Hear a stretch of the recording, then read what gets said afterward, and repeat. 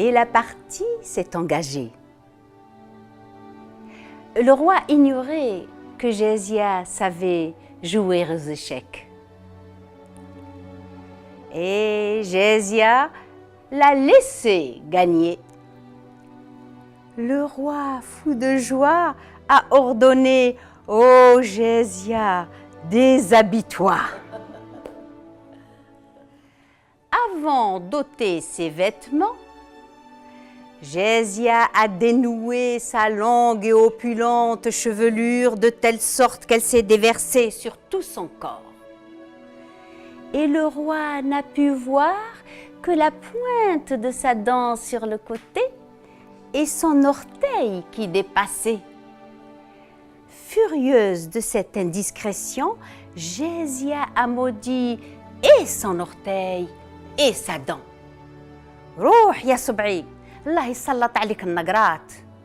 Rouh ya ras nabi, Allah ysallat alik al-sema sabhat. » Et d'ailleurs on dit que c'est depuis ce temps que nous, les humains, on se cogne facilement l'orteil et que notre dent est sensible au froid du vent. Alors, il fallait une partie pour la revanche.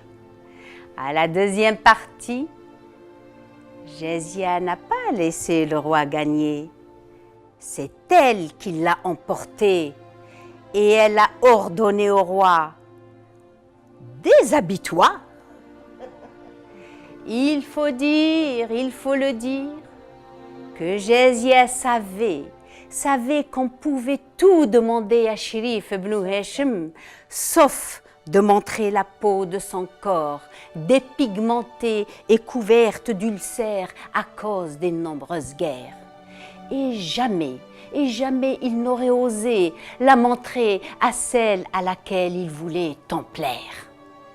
Alors, le roi a tremblé, il a balbutié et il a supplié « Jésia, Jésia, demande-moi un autre gage, demande-moi ce que tu veux, mais surtout ne me demande pas de me déshabiller. » Et Jésia en a profité et elle lui a dit « Conduis-moi voir les miens dans ma tribu. »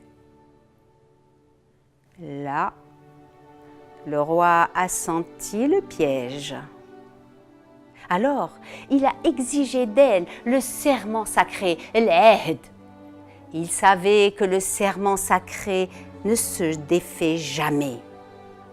Ahdini ya Jésia terji'i lid-dar. Fais-moi serment sacré, Jésia, de revenir à la maison. Et Jésia a fait le serment sacré. Elle a dit « Je te fais serment sacré de revenir à la maison après en être sorti. » Le roi, heureux et rassuré, a organisé le départ de la caravane. Et Jésia a demandé au roi d'exiger de tous les musiciens de jouer de leurs instruments au moment du départ. Sur ordre de Jésia,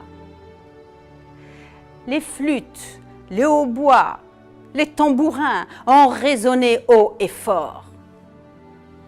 Ce que les autres prenaient pour une manifestation de joie n'était que deuil pour la Hilalienne, car la musique était destinée à couvrir les pleurs de ses enfants lorsqu'ils la verraient partir sans eux. Et la caravane s'est éloignée, et à quelques mètres de la maison, Jésia s'est frappé le front. « Oh, j'ai oublié mon miroir et mon peigne !» Il faut dire que toutes les nomades ont un miroir et un peigne, et voyager, se présenter devant d'autres nomades sans le miroir et sans le peigne était une honte.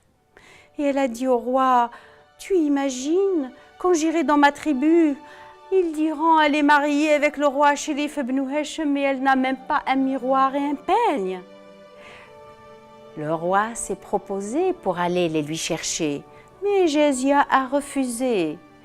en prétendant qu'elle savait où il se trouvait. Et elle est revenue à la maison pour chercher son miroir et son peigne.